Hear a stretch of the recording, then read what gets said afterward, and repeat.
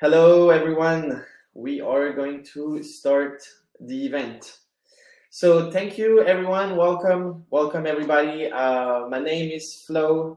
I'm the Corporate Innovation Manager for the US branch of Choose Paris region. So I will be your host today for our tech meeting dedicated to mobility and smart city. So this session will be recorded, so please let me know if anyone would be against it. So let me share the agenda for today. So after a short introduction of what we do, I'll provide some key figures about the metaverse, about the mobility industry. And then we're going to have a few words from Romain Erny, which is the manager of the mobility in the Paris region. So we're going to talk about the different initiatives for the mobility and the smart city sector for the Paris region. And then we will move to the fireside chat with our expert today, Ross Douglas, who's the CEO and founder of the very exciting event around mobility, which is called Autonomy. So we will finish the event with a selection of innovative companies presenting their solution and products. So we will answer, of course, questions at the end of the fireside chat. So if you have any to our expert, feel free to use the button of Livestorm to ask a question. Great. So let's jump into it with a short presentation of Choose Paris region and what we do. So for some of you who don't know us, Choose Paris region is a catalyst for business and innovation. So we partner with 500 corporations in order to support international companies willing to expand and set up in the Paris region. So thanks to our presence and tech ecosystem, located in San Francisco, in New York, in Beijing, Shanghai, and of course, Paris, we are in touch with over 5,000 international companies every year. So this unique relationship between large corporations on one hand and startups on the other hand is creating the Global Open Innovation Network about 5 years ago. So through this global program, we organize about 20 events a year to foster business and technology partnerships between large corporations and startups. So since the pandemic, we moved our events online as well as physically in Paris. So it allowed us to connect and get in touch with more people, more companies, and it has been a pretty interesting experience.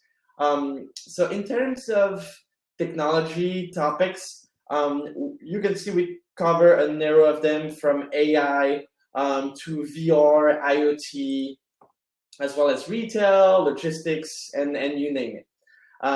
So today we are going to talk about mobility. Great. So first, I wanted to show you a brief overview of the mobility industry.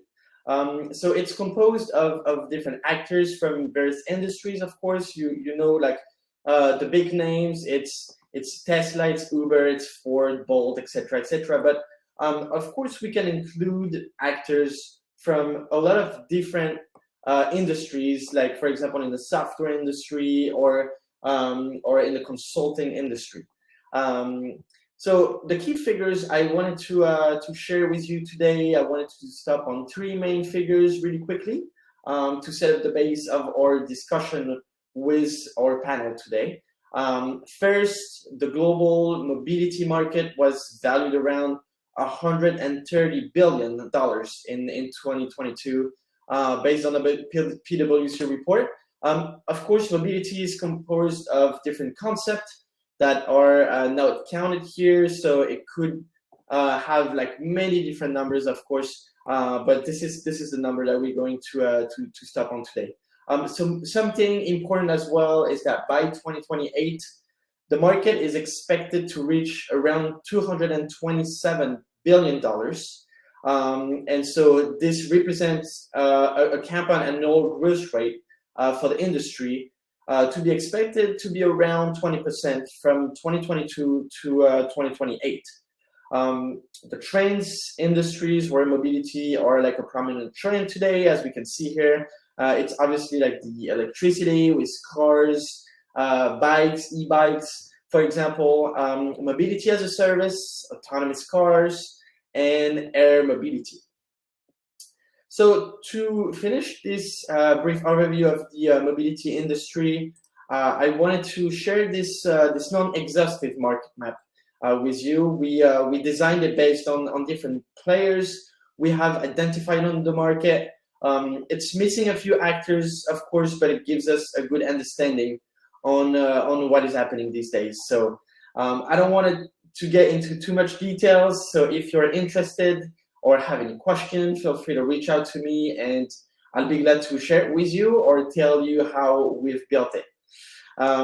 Great. So before we go to our Fireside chat, I wanted to invite Romain Erny on stage to talk about the initiatives in the Paris region. So Romain, if you can join us on stage, I think you're getting ready. So Romain Erny again is taking care of mobility in the Paris region. Hello, Romain, how are you doing? Hello, Flo. Can you hear me? Yes, I can hear you perfectly, Romain.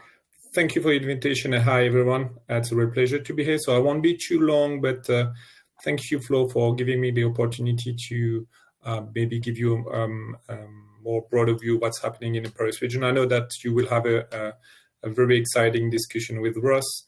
But again, I'm Romain. I'm head of mobility and transportation at Choose Paris region. So my main job is to support international companies that want to set up or expand activities in the Paris region. So in a few words, what are we fighting in the Paris region? We are fighting against air pollution and also congestion due to thermal vehicles. And again, we are fighting against single car ownership. So we have different action from the Paris region and all the cities in the Paris region. We are developing heavily mass transit with a big project called Grand Paris Express. So we want to double the kilometers of metro lines in the Paris region, mainly suburb to suburb, because in Paris we have a very good network of metro and buses, but in the suburbs it's much more difficult. So it's a huge investment of 32 billion euro, and we will have 68 new train stations. So we want to put more people on the train, on a new train, automated new train, in the Paris region. The second axis of development for to reach these goals are really to invest in cleaner mobility, and for now it's more electric mobility. It's for cars, but also for buses. For instance, the Paris region government will switch 10,000 buses diesel to electric and natural gas, so which is a big shift for the Paris region. But also we also encourage a lot of mobility electric bikes or electric mopeds in the Paris region. For instance, if you buy an electric bike in the Paris region, you can have 500 euro back from the Paris region government. So this is the second topic.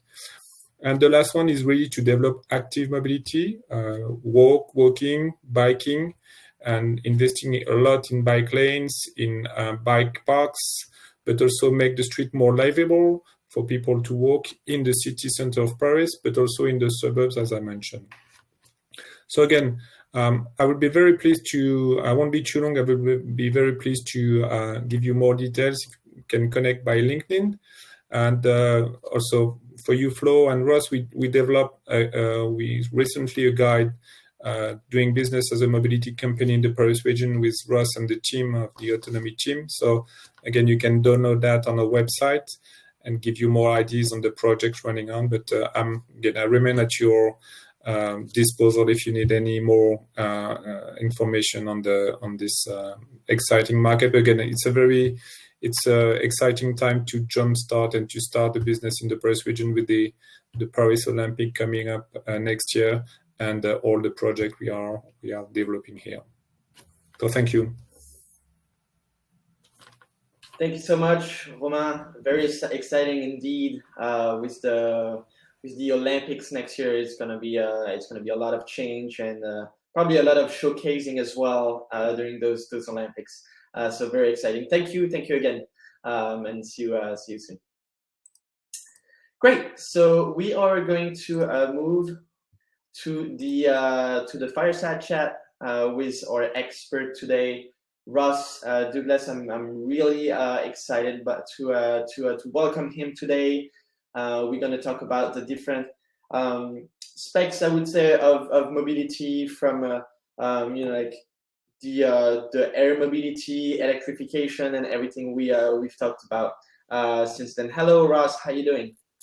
Hi, Flo. Nice to see you. Well, thank you. Thank you so much for joining today. Good to be here. Thank you for the invitation. Yeah, great. So maybe before we start our conversation, maybe you can present yourself to give some Sure. context to the audience. Maybe present like Autonomy, like your initiative, your organization a little bit, and we can go from there. Okay, thanks, Flo. So my name is Ross Douglas. Excuse me, I have a bit of a cold, so I don't sound particularly good, but I'm feeling well. So I moved to Paris 8 years ago now to start Autonomy, which at the time was the sort of world's first trade show focused on new mobility solutions. So our big focus then, as is now, is on really looking at ways of decarbonizing mobility or decarbonizing transport. And obviously there are a couple of major ways to do that. The one is obviously the move to electrification, but the other big way of which Paris is really leading is the reduction in car ownership and single car use. And that creates a whole lot of opportunity for new mobility players, providing a whole lot of new private mobility solutions, whether that be bike share, scooter share, car share, ride-hailing services, and in the future, obviously, autonomous vehicles, etc. So our main activity is a trade show in Paris each year called Autonomy Mobility World Expo. It will be in March next year at Porte de Versailles, the big showground in Paris. And in addition to that, we do conferences, one in London on autonomous vehicles and one in Berlin on partnerships between public and private mobility operators. Super exciting. Thank you so much for joining.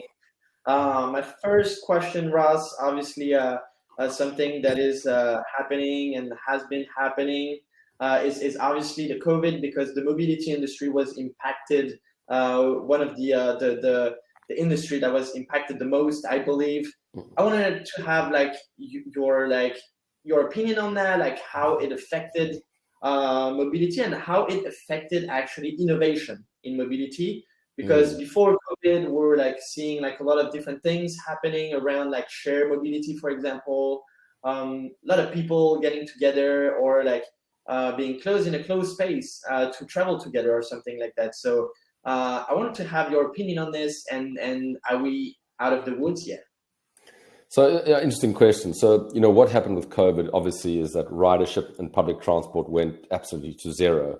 And people stayed at home for quite a while. And when they started emerging, they emerged with very different mobility patterns. So the first thing that happened is suddenly car ownership and car use went up quickly because people were worried about using public transport because COVID was still around. And what also really happened was that bicycle use in Europe went through the roof. And that's been probably the single biggest lasting change. Consumers got onto bicycles because it was a way of moving without getting close to other people, without using a motor car. And ridership of bicycles in Europe completely changed due to COVID. So much so that the bicycle industry exploded. The bicycle industry overbought a whole lot of inventory and supply, and now the bicycle industry is in trouble because they have too much stock. And obviously bicycles last quite a long time and they can't get rid of that stock. So the one big change was that bicycles became a very common mobility tool. The other thing that changed is, Transport for London is one of the companies we work with, and the head of innovation there is someone who attends our events, Thomas Abelman. And what he was saying is that ridership patterns have changed on the tube in London, Transport for London, where Monday and Friday are no longer busy days with peak traffic because work from home is now acceptable. So, the big change you've seen is that commuting is no longer a Monday to Friday, 8 to 5 pattern. And you've got a lot of work from home, a lot of flexible work. And, the public transport operators have lost those commuters, but they've made it back with, particularly in Europe, with travelers and tourists. As tourism has bounced really back hugely. Europe had record number of visitors this year and last year. So the big change would be increasing cycling, public transport used differently, and car ownership is actually reducing. Paris has halved its car ownership in 4 years, which is a record. It's absolutely huge. But generally, car sales in Europe are continuing to slip down. And in addition to that, car mileage is down. So the MOT in the UK have just got the latest car mileage figures, and people are averaging 1,000 kilometers a month. That's the average, of which half cars do 100 kilometers a month or less, very, very low mileage. So, cars are not being used as often because people work from home more. Yeah, definitely. Interesting to see this.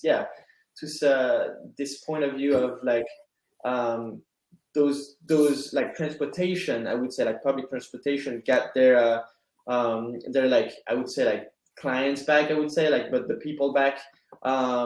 So is like the cars really like the car ownership is going down, as you were saying, but like I'm thinking about people in like not like city areas, like urban like areas. Those like areas are like touched as well by this, or like no. So car ownership is so what's happening generally with car ownership is that the mileage people do is reducing, so they're doing less mileage with their motor cars.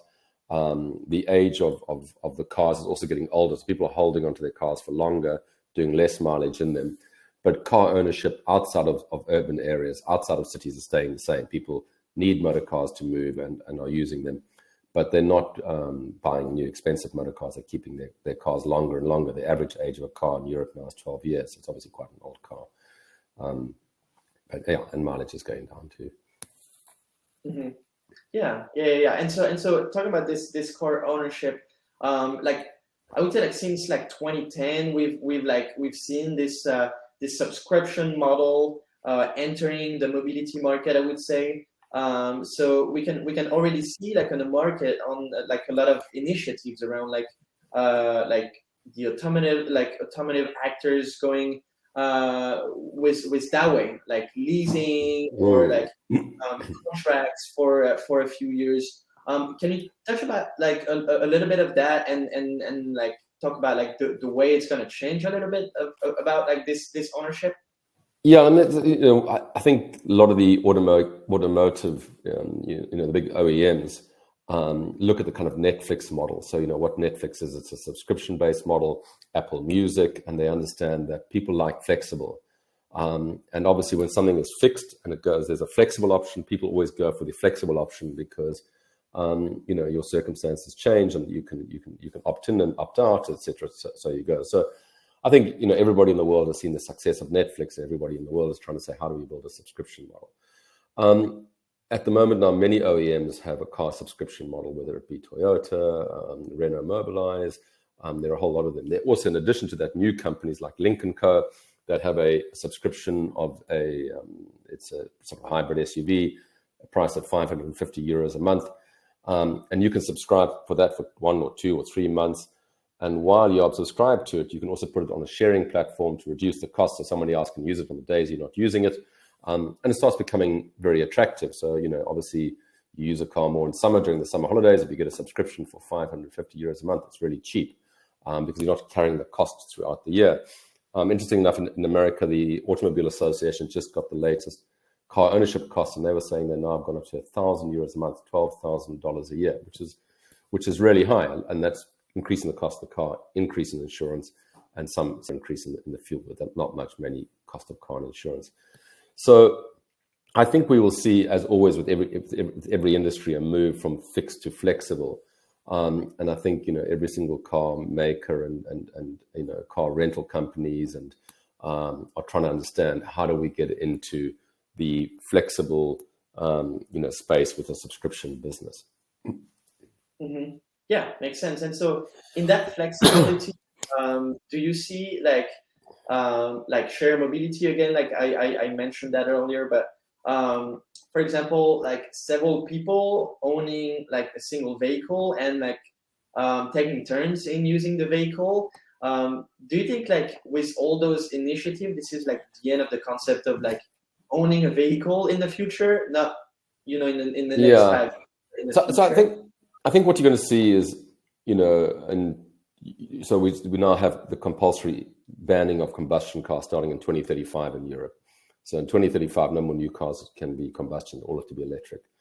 And I think when that comes in, not everybody's going to replace their combustion car with an electric car. What I believe will happen is that people who have the opportunity to charge from home and have off-street parking will be more likely to have car ownership, because electric cars are much cheaper for people who can charge from home, because they can take advantage of the home charging and low tariffs.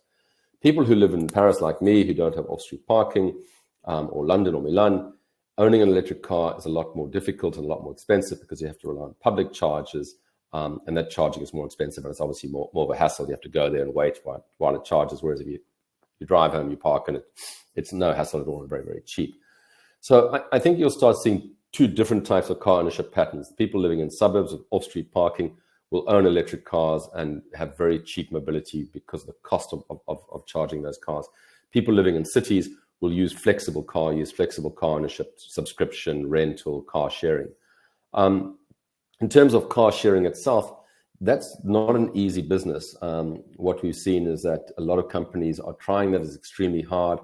Unfortunately, a lot of people who share a car don't look after the car, so they treat it really badly. And unlike a car rental company where you have to check in and they can check that, what the value of the car is and charge you for any scratches, it's much more difficult with car sharing. So a lot of car sharing companies have really battled. The most successful are the Germans, and that's Miles, who just bought VW We. And apparently the Germans respect cars more than the French. One of our clients is a French car sharing company, and he says that people really treat the cars badly, and that's one of their big costs, is kind of almost vandalism. So car sharing is a difficult business. So I think what we'll see is just a lot of different types of models: subscription one, car sharing. And then the other big thing is that the telematics guys, the guys who are able to optimize fleets, when those fleets become electrics, people like Geotab, they have ways of optimizing those electric cars and putting them on shared platforms within that community of users, within that company. And that will reduce the number of cars too, because you don't need as many if they're being optimized through sharing internally. Mm-hmm. Yeah, very interesting. And actually, I'm a user of those shared vehicles here in San Francisco with Zipcar. They were the pioneers. Yeah, exactly. And you can see, obviously, like what you just said is completely right. People don't look after the car, and obviously, like the car is aging way faster than a normal car from one person. So what are the other solutions or options for the near future in terms of mobility? Do you see, you talked a little bit about electric biking for the cities? What else is out there, either in the city or as well in the urban areas? So there are two big forces that are changing mobility in cities. The one big force is the political will of the cities. What do cities want? And cities have a huge amount of power because they can make it extremely expensive or difficult or slow for motorists. So in the case of Paris is just, Paris takes car lanes and converts them into bicycle lanes. I'm friends with a senior automotive person, and every now and then we have lunch, and he arrives by electric bike, even though he's a senior automotive French guy. And he does it because he just can't move around Paris with a car, because the congestion has now made it really slow. I mean, congestion in London is even slower. So, cities just realize they can't accommodate a high number of motor cars. So they don't want high car ownership and high single car use. And most European cities have stated that they want 80% modal share to be walking, cycling, or public transport. And they are using their budgets and their policies to try and enact that. So, Paris has put in cycle lanes, and Paris has completely transformed with the addition of cycle lanes. Not a big expense. It was 150 million in the first round, another 100 million in the second round, which is not big money for transport. As Ramon was saying, 32 billion is the Grand Prix Express. So, 250 million for a big city to do cycle lanes is not big money by infrastructure standards. It's completely transformed Paris. You now have cycling traffic jams for the first time. It's absolutely amazing. So on the policy side, you're getting cities wanting walking, cycling, public transport. On the innovation side, you've got, e-bikes have made a big change. Light electric vehicles, not many in cities. I think we'll start seeing more of them, but little things like the Twizy was the first one from Renault, and now there's the Citroën Ami, which is a beautiful little small light electric vehicle. 16-year-old can drive it with a license. But there's not much uptake for those. They're quite expensive for a small vehicle, but we might see more of those. Obviously, ride-hailing is big, as is taxis. That's quite expensive, not that efficient. When that becomes autonomous, as it has in San Francisco, I think Waymo and those guys are looking at Europe now. Baidu is looking at Europe. Things might change again. Yeah, definitely. And so I would say that when I go back to Europe, especially Paris, I can see the advancement in terms of bike lanes, and everything is like made for and more for bikes and other ways of transportation. I would say that here in San Francisco, we still have like 3 lanes for cars in the city, like no bike lanes. So yeah, I can definitely see that. That's what European cities want. They want high walking, high cycling, and public transport. That's what the policymakers want. Yeah. Another big thing, obviously, that is related to San Francisco again. We can see the Cruise, the Zoox. It's the autonomous taxi that we can see driving around without a driver since the beginning of the year. As just like a person walking in the street. Obviously, for us, it's a bit weird. It's a bit scary as well to see those things. How do you see those things coming into Europe and develop on a worldwide scale, as well as where are we in terms of autonomous vehicle? What stages are we? So I mean, obviously there are 3 parts to autonomous vehicle. Let's make it simple. So the one is the regulation. Is it legal? Can you put them on the roads? The second part is obviously the operators, and then the third part is whether the consumer wants them or not. So the first part, in terms of the regulations, there's no problem there in Europe. Europe's EU regulation, German regulation, UK regulation, French regulation is open to autonomous vehicle technologies. There's no problem happening on the regulation side. You can operate.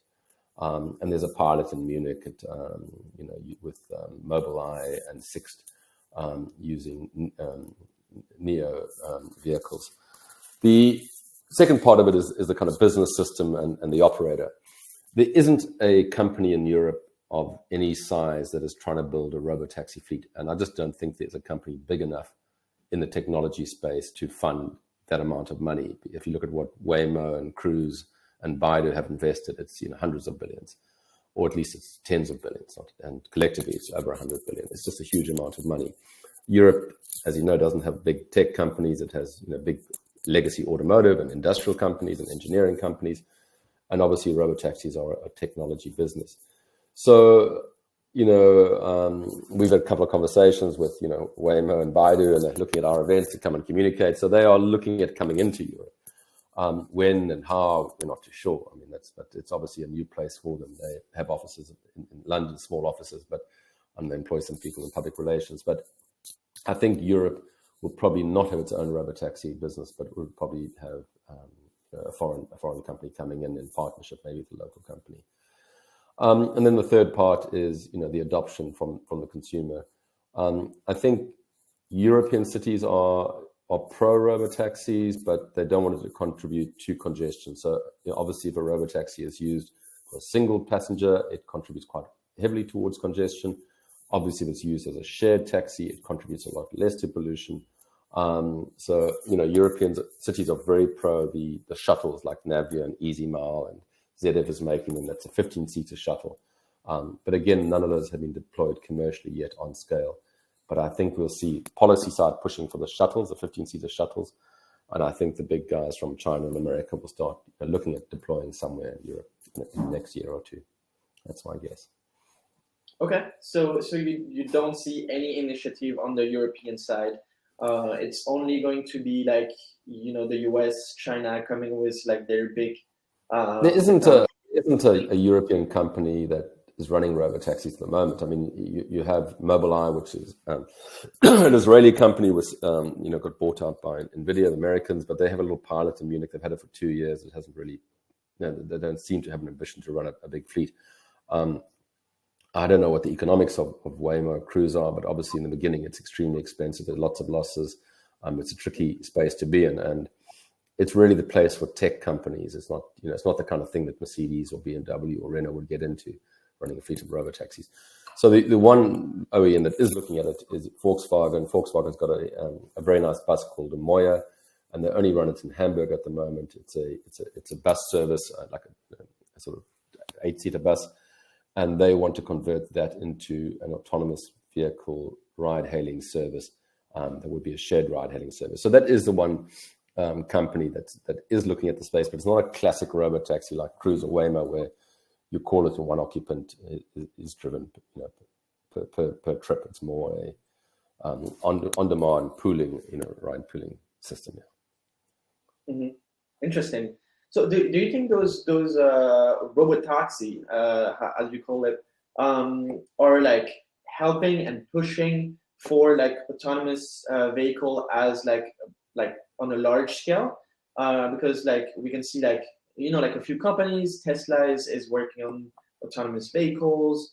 You have like a lot of like different companies working on this, but how is really those like robot like taxi like helping develop and move forward in that area? So I think there's obviously a big difference between America and Europe, in that America has very bad public transport and Europe has very good public transport. So when, at our events in Berlin on public and private mobility partnerships, we had on stage VW and Thomas Abelman from Transport for London. So VW was the head of Moya was there, and the head of Transport for London were there, and they were talking about the deployment of robotaxis. And what Transport for London said was that we don't want robotaxis to reduce modal share from walking, cycling, and public transport. But our public transport only covers a very small, concentrated part of London. London's a spread out city, and there's not many solutions, as you get further out.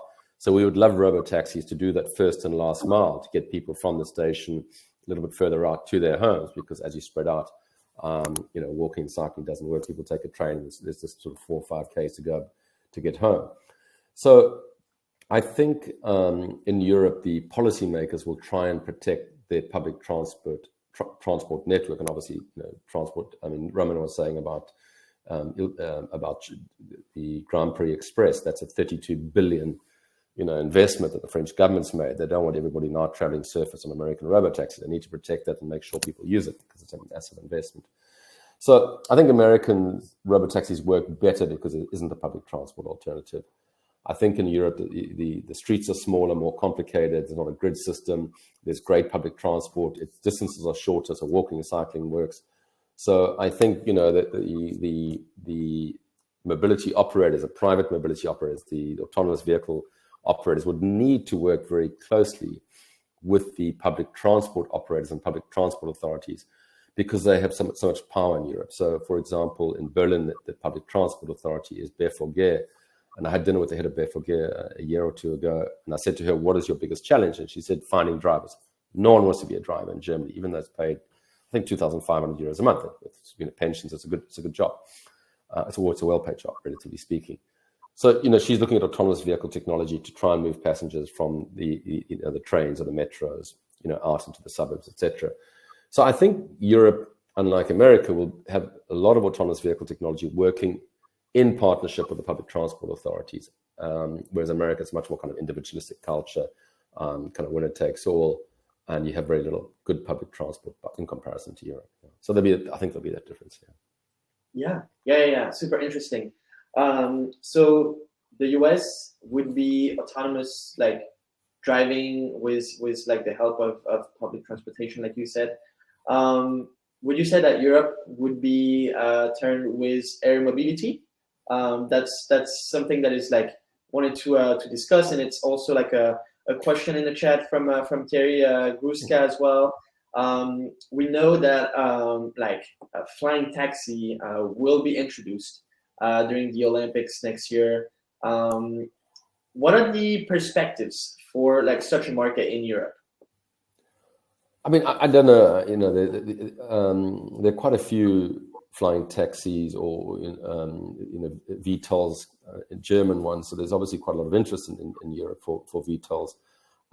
But in terms of using them in dense cities, there will be some challenges. Obviously, the one is residents, privacy issues. You know, they don't want to see people flying past their window, etc. So maybe that those VTOLs would need to be taking off from train stations and flying along the tracks where there isn't that issue. Obviously, as soon as you take anything off the ground, you need a massive amount of energy to move something by air, as opposed to with wheels. That's why the wheel is the mother of inventions. So, if you think how easy it is to push 100 kilograms on a bicycle because the wheel is so efficient, if you think how hard it is to carry 100 kilograms on your back, it's a very different idea.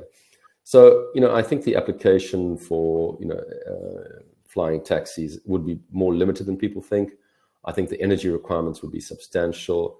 I don't think we'll see sort of loads of flying taxis buzzing around all over the place and fixing the issue. I think there will be really good use cases, slightly sort of longer trips, not such short trips, moving along things like railway lines with no privacy issues, not residents not complaining. All cities or residents are extremely powerful. And if they don't like things, they go to their elected officials and make their lives very difficult, and things get changed. So, they have to fit in with what the residents want, and that's always a challenge. Yeah. Mm-hmm. Super interesting. Yeah. I believe in Paris, it's going to be over the Seine, so the river. Of course, yeah. Yeah. So it's the same thing. Yeah. Would you say like mobility is one of the industry like facing the most regulations? Like we talked about, like regulations like this for flying taxi, air mobility, for autonomous driving. Always a lot of regulation and legislation coming into the table every time there's like innovation. Would you say it's no? Yeah, Karen. No, I don't. I mean, the problem is not regulation. I mean, Europe obviously has a lot of regulation and a lot of legislation, and a lot of it is quite difficult, like GDPR. If you want to send emails and stuff, it's quite bulk emails is quite difficult. But in terms of mobility, the regulation and legislation is very progressive. So they have banned combustion cars, wanting electric cars. That's progressive. I don't think it's regressive. I think it's extremely progressive. They want the technology to be there. They want sustainable mobility. They want clean mobility. They want autonomous vehicles. Europeans are extremely open to new mobility solutions, particularly if they can reduce pollution and congestion, and particularly if they can assist in building a new industry, creating new jobs, new revenue, etc., etc. So any entrepreneur or any new idea coming into Europe, the problem is not regulation. The problem is, day-to-day stuff of building a business and scaling a business and finding clients and finding money and investors. The regulation is not anti-business in terms of mobility. Where what we do find is that obviously cities are wanting to protect the public transport that they spend a lot of money on, and they want to make sure that the city moves well, and people walking and cycling are protected. So Paris has stopped scooters because they felt that those were interfering with the walking and cycling. Obviously, it's such a densely populated city with so many tourists that scooters in the wrong place, just hinder the way people walked, and that was the decision they made. So if it contributes to the flow of traffic and reducing pollution and congestion, there's no problem with legislation. Okay. Great. Well, it's 8:40 already. Just last question. To finish the conversation, just wanted to ask you what you see or what we're gonna see in the next couple of years, or like in the next decade, that is like really like exciting you, something like in innovation. What are you like really excited about or like to see in the next couple of years? Yeah, look, I think what's really exciting is that it's just a complete generational change. I mean, we've never witnessed anything like this in our lives. So it's not one specific invention, whether it be a flying taxi or an autonomous vehicle, that's going to change our lives. But what is changing is that you've got this, the end of the old combustion motor engine. You've got the end of sort of classic car ownership patterns and car use patterns. And you just got a huge amount of companies offering different types of mobility packages and solutions. You've got now the sort of train is back in fashion. There's a lot of investments going to go into train infrastructure. When I have a business meeting in Munich or Berlin, I ride my bicycle to the train station, jump on, go to to Germany, jump off and get back on the bike. So I think trains are going to become much more important again, particularly in Europe. And then I have sleeper trains, bringing back sort of overnight trains. So the decarbonization of mobility is going to bring us a lot better solutions of mobility, a lot cleaner, a lot more interesting, a lot more enjoyable. No one likes smog or air pollution. No one likes noise pollution. And unfortunately, combustion engines brought us a lot of air pollution and noise pollution. It brought us a lot of good things too. But I don't think there's any one invention that's going to change it. It's going to be just a combination of, things completely changing. And the biggest, for me, the most interesting thing is what we'll see is this move from motorists to mobilists, where people no longer have car ownership to have mobility, but they have a smartphone with a bunch of different mobility apps and some money in it, and they just move around with what makes sense at the time. Yeah, definitely. Yeah, no, it's right. We always say, mobility evolution always go with the energy revolution. So definitely a big subject as well. Thank you so much, Ross. Wish we had more time to ask more questions. But thank you so much for joining today, answering the questions. You're welcome. And I'm sure people will connect with you again about this topic and of course your event, Autonomy. Thanks so much. Thanks, Flo. Cheers. Thank you. Bye-bye. Bye. Great.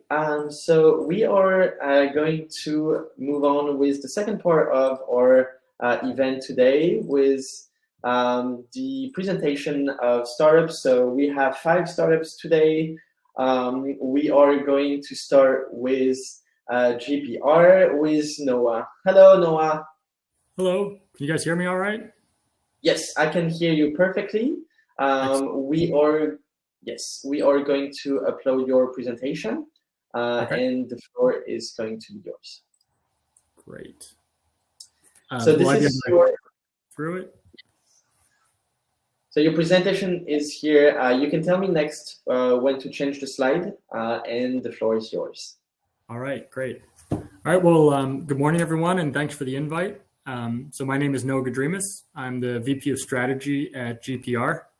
I'm going to jump right into it here to try to keep it under 5 minutes. So before self-driving vehicles can become mainstream, they need to always be able to answer one question: where exactly is the vehicle? In robotics, we call this feature localization. In short, localization is how autonomous vehicles determine where they are relative to road features that matter, whether that's a stop line, a crosswalk, or in most cases, the lane center. You can go to the next slide. So autonomous applications that rely on localization include different vehicle types operating across many different environments, everything from autonomous mining vehicles to autonomous highway features. Often, these autonomous operations require 24/7, 365-day-a-year availability to be profitable.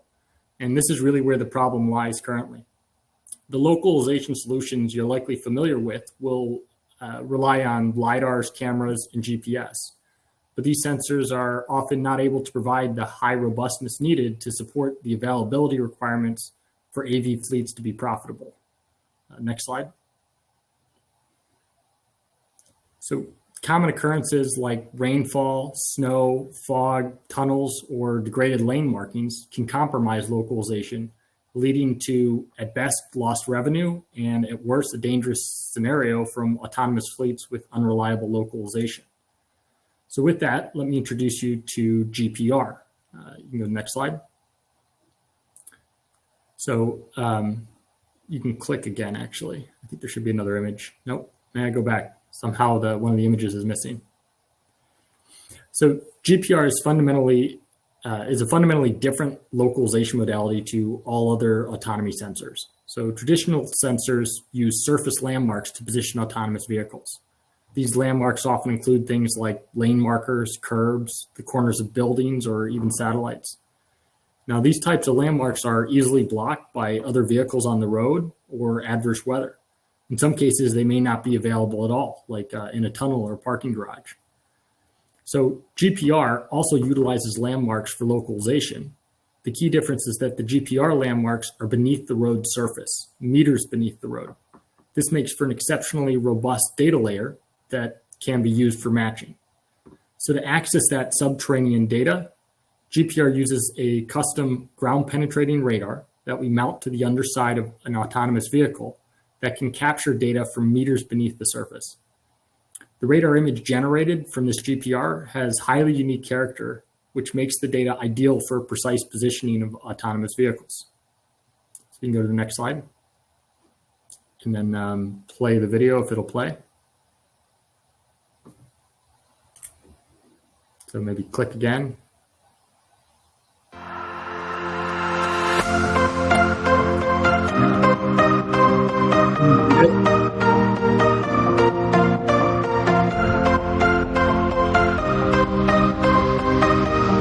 What we're looking at here is on the left, with the snapping, and on the right,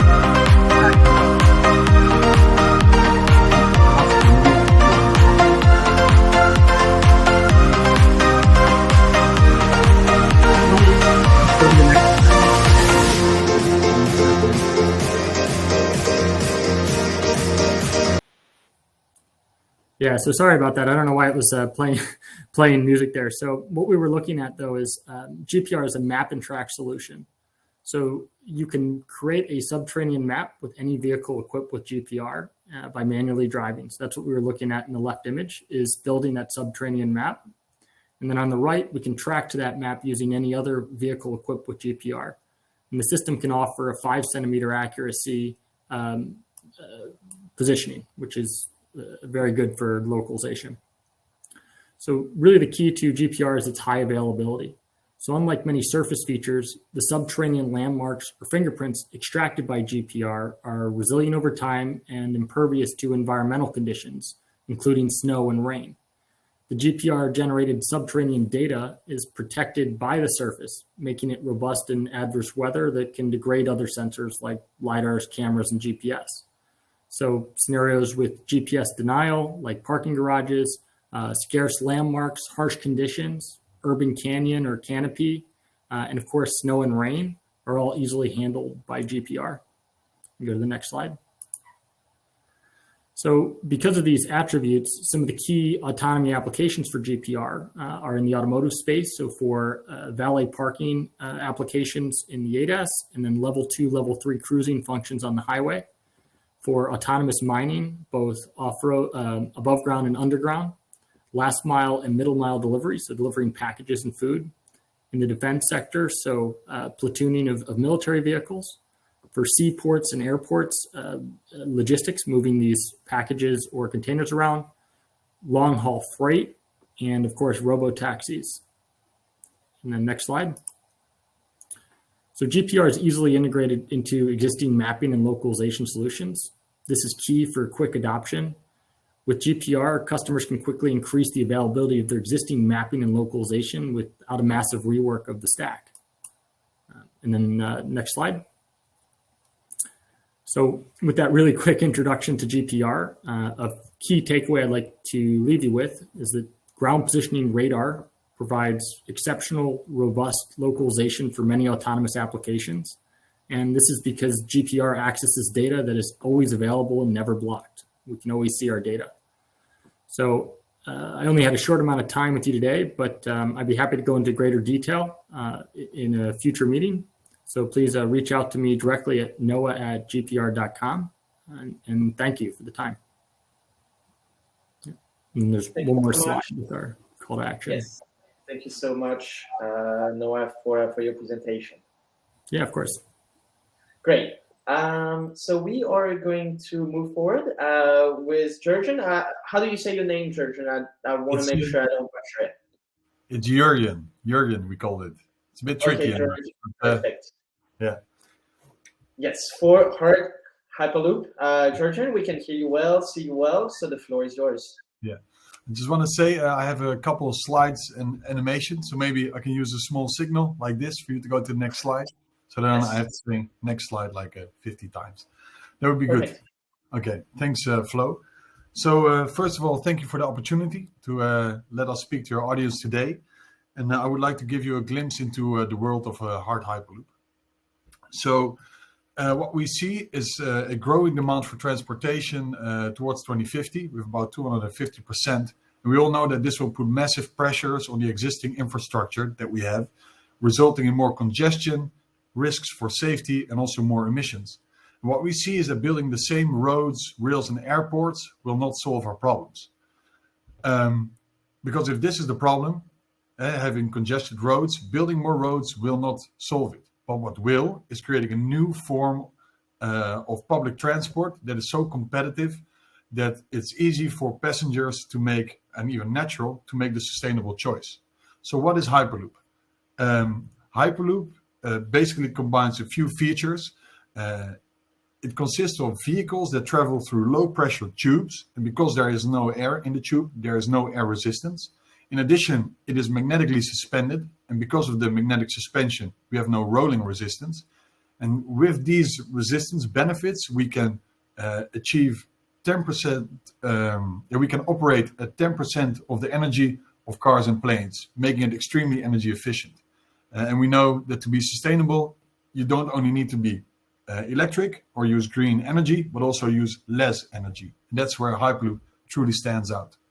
In addition, we have a static infrastructure that is simple. One back, please. Sorry.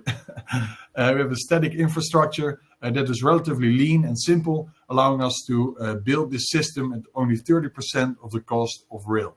Next one, please.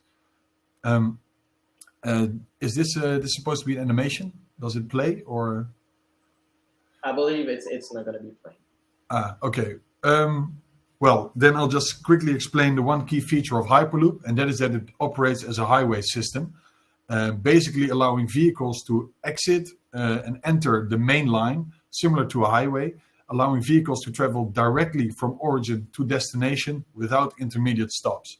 And this truly cuts down the travel time drastically, making Hyperloop an extremely competitive mode of transport. If you could go to the next slide, please. Next slide. Something went wrong with. Okay, these slides are messed up. But what I want to, something went wrong. I think my main point is that we can connect the most of the major cities within Europe in 3 hours with a Hyperloop system. On a national level, we can do it in 1 hour, and on a more local level, like within the city, we can connect all hubs within 15 minutes. What we see is that at all these levels, Hyperloop has already been incorporated into policy, for instance, the European mobility visions or the national mobility visions. And we have already gathered more than 25 million of public support in our company directly and our surrounding ecosystem. And in addition, we're looking into what Hyperloop could mean for cities with over 10 European cities currently. Next slide, please. So what we have done with our company is we've built the first European Hyperloop test facility a couple of years ago.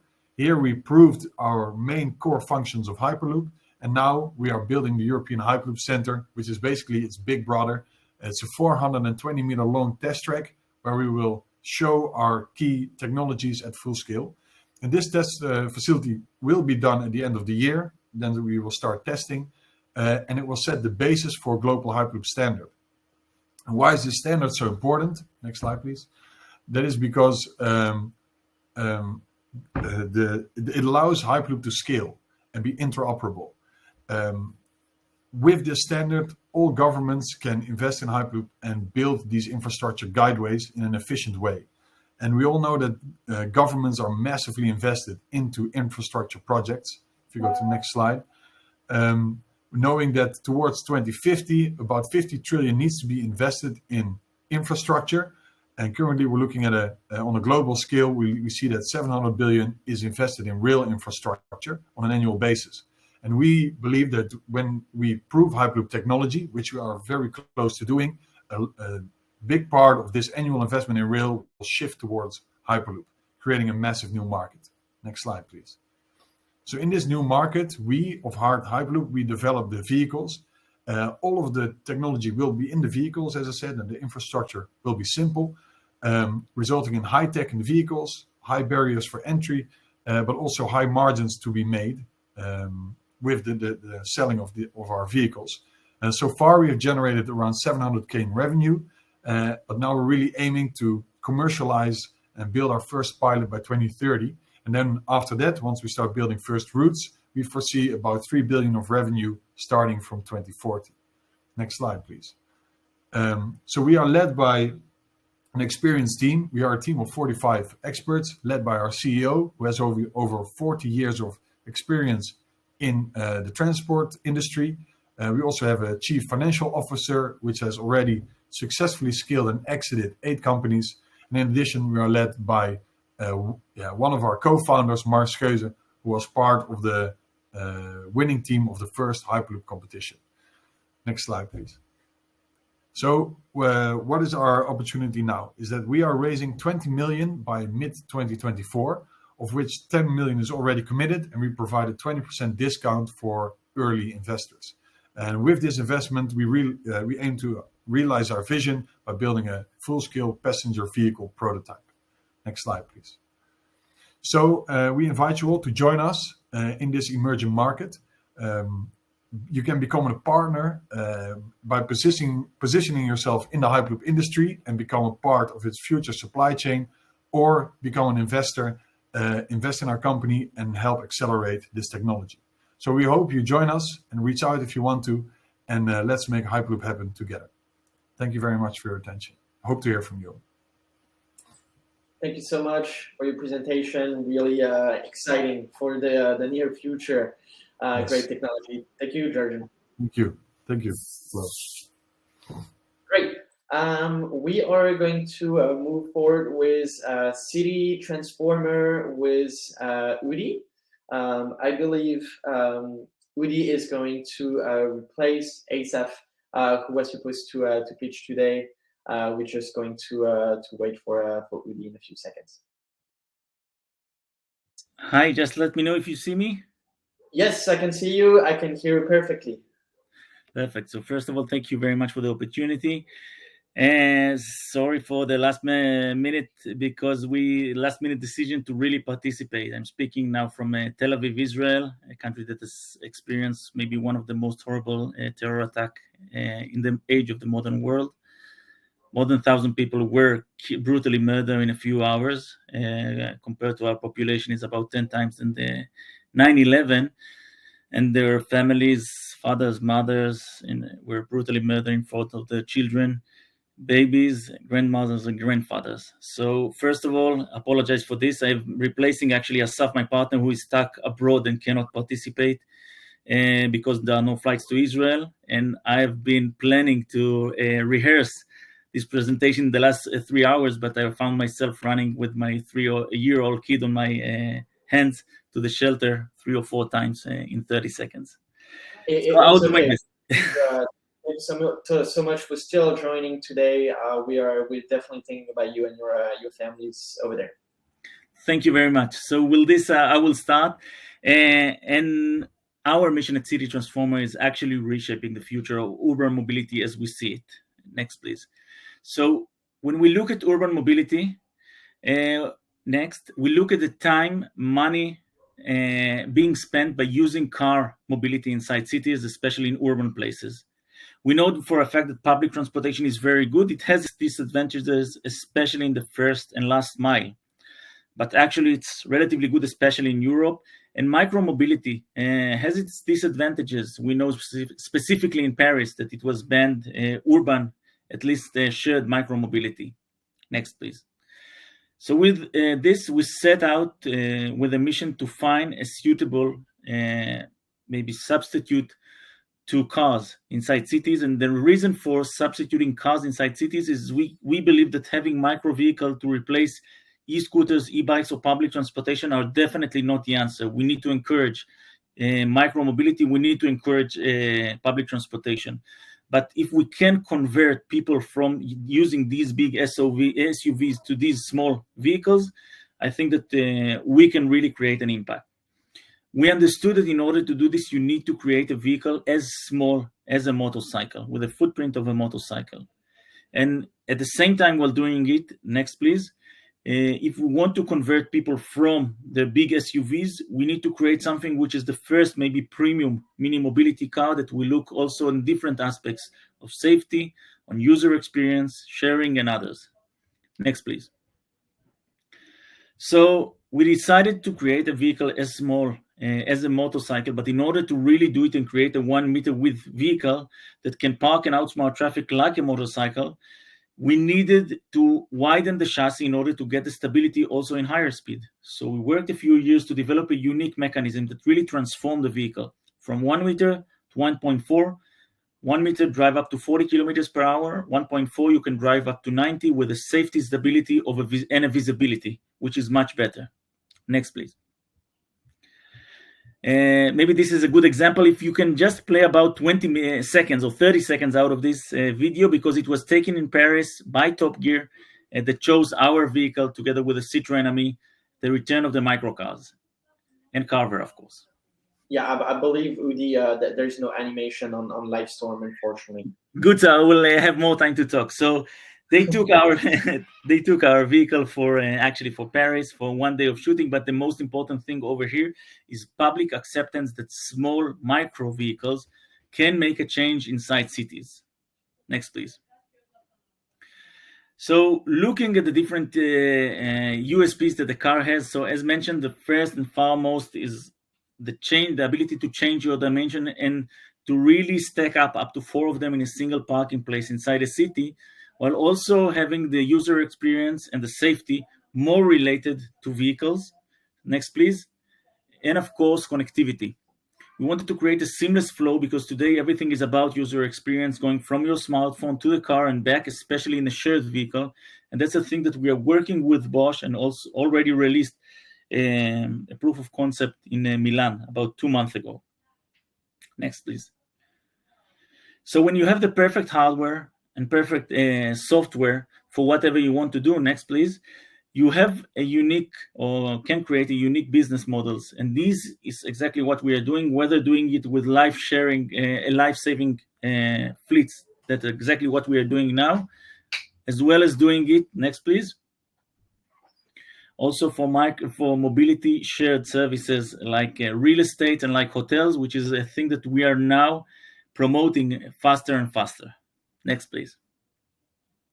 So this is just one example to show the real size and the real impact in between a real small vehicle like the Smart that you find all over Paris and City Transformer, which is more or less half of the Smart. And actually, that's one of the reasons that the father of the Smart City car, Professor Johan Tom Forde, joined our team, because he believes that that's the next evolution or revolution in city and urban mobility. Next, please. But it's not all about this, it's also about the environment. Taking a satellite picture 10 years from now in Paris, you see tons of Teslas, ID3, ID4, Hyundai Ioniq 5 and 6. The same picture exists, same congestion, same traffic jams. If you don't take care of the size, if you don't reduce the amount of minerals that you use, the amount of waste that being polluted, energy that you really use, you are not sustainable enough. And that's what we are doing over here. Next, please. But it's not only us thinking. McKinsey Future of Mobility has published a research of mini mobility being the next big thing, with a total addressable market by the end of the decade reaching $340 billion. Next, please. So we are past 3 years of bootstrapping, continued with 4 years of R&D and prototypes, and then went into industrialization. Actually, last year launched it in Segula in Paris, continued it in Turin, in order to really create and get to an SOP, start of mass production by the second half of 2025, reaching our goal to create an Israeli innovation and a European vehicle assembly and manufacturing and engineering, and to really create an impact on cities. Next, please. So why large corporations should work with City Transformer? The way that we see it, first of all, is really create a positive impact. You can lower carbon emission to your organization. You can really do good to your organization. but it's also maximizing efficiency, whether it's space, or whether it's just economically. It makes more sense to use small vehicle. It costs less to the organization and to the employee to use this kind of solution. And eventually, it's also designed for organizations that would like to create and look for new and interesting business model because of our unique ready-to-share vehicle. And I think that foremost is if you really look at future of urban mobility, and it's of course a multimodal, but if you really look at private ownership and want to create an impact inside cities, converting people from their BMWs and Renault cars, you need to go to City Transformer. Thank you very much. Thank you so much, Udi, for your presentation. Definitely resonates with our fireside, with our experts today. Thank you. Great. So we're going to move forward with CityQ, with Morten Reining, because Anders Wohl couldn't be here today. So I'm going to play a video after or present a last presentation. Hello, Morten. How you doing? Hello. Hi. Nice being here. Thanks for the opportunity. And good. I was kind of thinking now Anders coming and then I'm coming, but I guess I could just go into what City Transformer and Udi is saying. Like, we believe in the same thing. How do you actually fix urban mobility? The transformation of urban mobility is about downsizing, reducing all these kind of congestions and sustainability issues, and making more and better and flexible transportation. And I think that's mini mobility is going to be the next big thing, as mentioned. We're talking a lot to McKinsey and others about it changing. And what CityQ is doing, we're making this the world's smallest four-wheeler vehicle that exists. So this one is 100 kilo, and it has all the benefit of a car, but still being regulated as a bike, and obviously very efficient, which I get back to, and having a good driving feeling. And it's made by expert within both e-bikes and cargo bikes and micromobility, and looking for how this is fitting also with flexible ownership. So next. So as been told, cities are restricting car traffic. Paris is one of them. Cycling and micromobility has both safety issues and comfort issues. And what we've been doing is making this four-wheeler as small, as flexible as ownership. We actually looked at IKEA and how do you really make it small and flexible. And here you can see a van. And you might say, well, you need that. Well, 95% of the kilometers driven in city, you don't require that. You could fit with a cargo bike or a four-wheeler bike. So this is what we see can not be one solution, but it's part of this total solution. So take the next one. Thank you. So I think it's been talked about, but I think it can't be stressed enough how cities should be talking to startups like us in testing how they could really benefit. We're not talking like we're waiting for infrastructure. We're not talking about new regulation. It's just about how do you downsize. And if you replace a 2,000 kilo EV with 100 kilo cargo bikes, you have more than 75% less congestion. You have more than 75% less parking space, and you don't have people looking for parking space all the time because they could park anywhere like a bike. You reduce CO2 emission with more than 90%, and also you're taking away the battery. So we're doing like 22 kilo battery, doing 140 kilometer. And even more important, which I tried to ask Ross about, is like, how do you deal with car charging infrastructure? If the backbone isn't there and we're changing towards it, downsizing electric vehicles take away some of the bigger hurdles we're going to see in the future, which is how to build the backbone for a car charging infrastructure. I'm from Norway. We're doing most of the team in Germany, but in Norway, we have probably the most mature EV in market in the world with more than 80% EV sold. So it's basically the mainstream you get.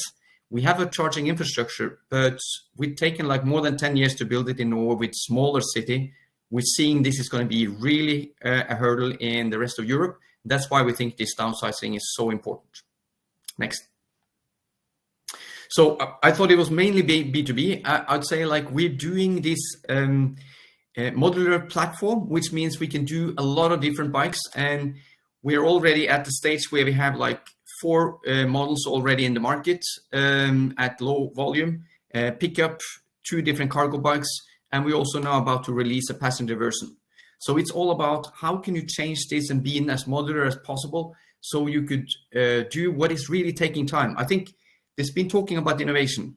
If you look about innovation, infrastructure is taking so way much time than one expects. Legislation normally takes more time than expect, especially when you come to robot taxi or flying part. Vehicles take quite a long time. You would require a few years if you go into a BC sample and have a high quality is required. Software going so much further. So what we're doing is, how do you make a vehicle platform that enables you adopting software and business model on top of this one?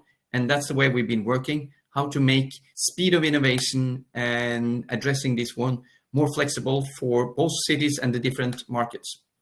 Yeah, next.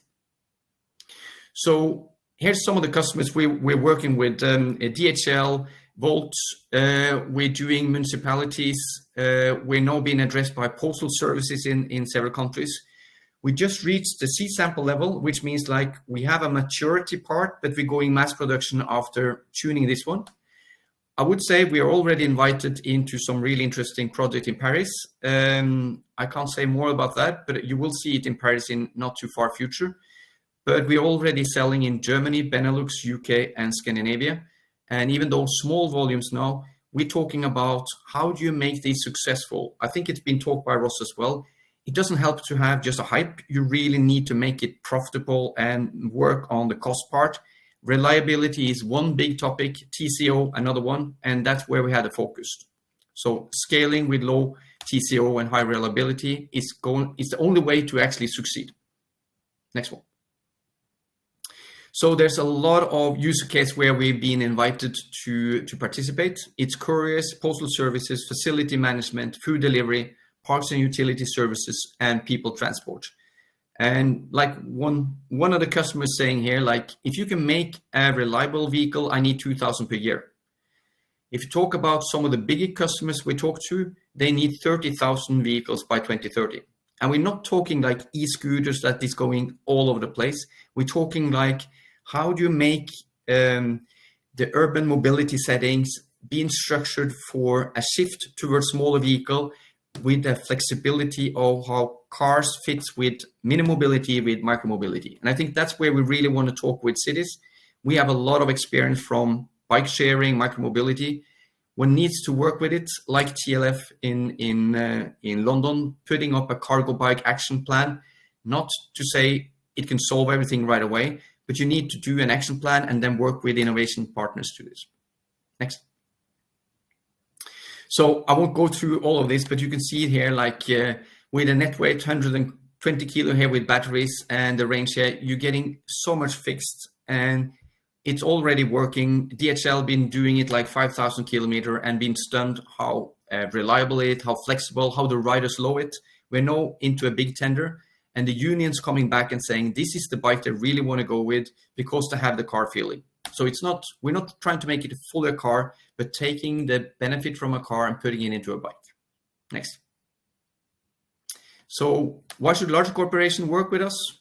We have the most sustainable transport option that is possible in downsizing. We have the most efficient one. If you compare what a small four-wheeler can do compared to a LEV or a van. And we have the most reliable cargo bike and also passenger bike coming up next year. And we're working on comfort and safety. We're production ready from Nuremberg. And we're currently like having pilot customers, but we actually sold out for most of start of 2024 as products are coming in and they're all looking how we can scale production together with them.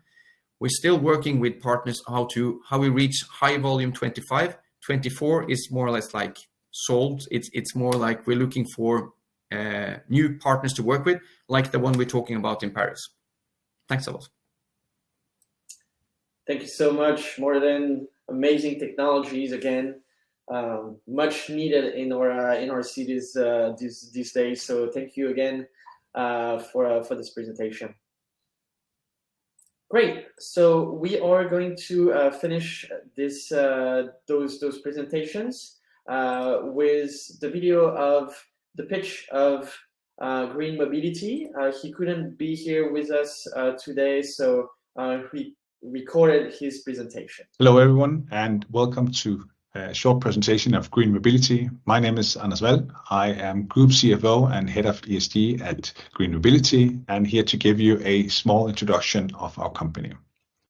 We founded Green Mobility in 2016.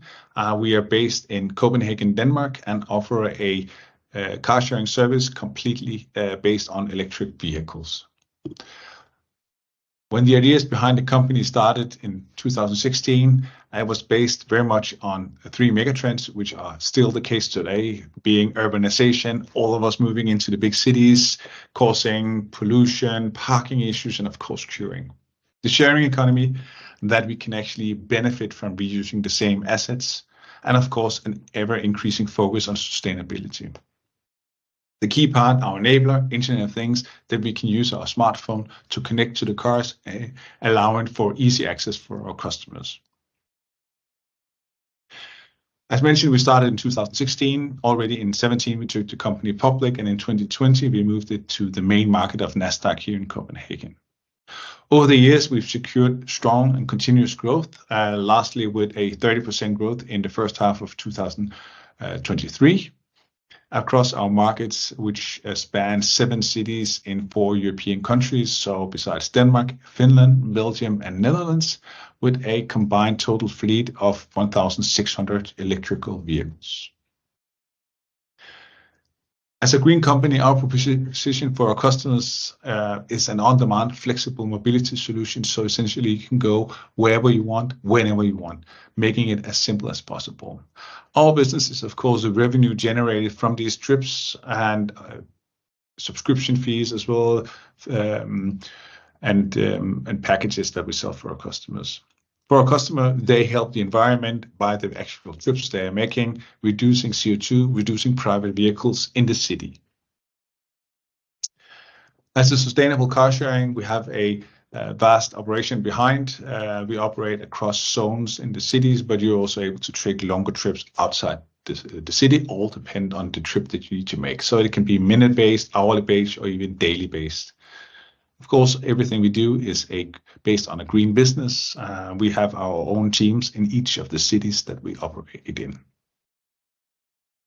As a green company, aside of our financial KPIs, we also measure a number of environmental KPIs. Of course, very obviously our CO2 saved, something we report on a quarterly basis. Of course, a lot of what we do is aligned with UN's global compact goals, and you can read much more about this in our sustainability report, which we publicize every year. When we look at the market for car sharing, it has grown significantly over the past 5-6 years. More and more cities are looking for solutions that can make a change in their city, that can reduce pollution, reduce private cars, but still allow mobility solutions. We have that solution. We work with a lot of cities, also those cities beyond the ones that we have our business in today. And we build out a lot of knowledge on, I would say, more than 150 cities across Europe. Cities is one, but also companies are crucial. We work with a lot of them, and I think that's where we can accelerate our business even further. Key part for us, of course, that we've proven profitability in electric car sharing already. We expect it to continue and to be profitable at a group level next year. We've built up a lot of knowledge that we share with our partners. How do we structure this? How do we work with charging operators? How do we work with parking operators? And of course, commercial partners and cities. The needs in cities differ city by city. That's only natural. We have a system and a platform that allows us to adapt to that. Also enabling us to work and complement with public transport, which is a key part in most European cities. So we've built up this in-depth knowledge, something that we see already cities are asking for. We can prove the effects that we have on cities, and something that we can also share with our commercial partners. We work today with more than 1,000 companies that use us either for simple trips all the way up to in-depth and in-company car sharing services, where we've built closed systems for the employees of that companies. And the platform we have today is flexible to account for almost any solution you can imagine. So I'm convinced with the right and strong partners, we can accelerate this transition in mobility much faster and into many more cities much quicker. This was a short introduction. I hope you enjoyed it. You are, of course, very welcome to reach out and contact me for a deeper dialogue on how to accelerate this into the cities. Have a nice day.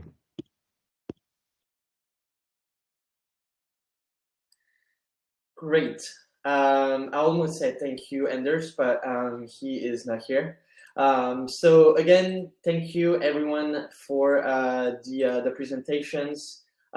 Before we end our event, just wanted to share the events and the program for the rest of this year. So we have one more event. It's going to be on November 23rd around energy and decarbonization. It's actually going to be physically in Paris. We have switched between October 10th and November 23rd. So November 23rd, it's going to be in Paris. So you can join us physically for this event. We're going to have a panel. We're going to have a startup presenting as well. So thank you again to all the presenters. If you're like a large corporations would like to learn more about the Global Open Innovation Network, you can contact me or Ellen Tanti. She's the head of development at Choose Paris region. And if you have a project, if you want to have some information to expand in the Paris region, definitely contact Cécile Chupin. She's taking care of the US and the Canada and mostly worldwide to connect those startups to the Paris region. Thank you again, and see you next time. Thank you. Bye-bye.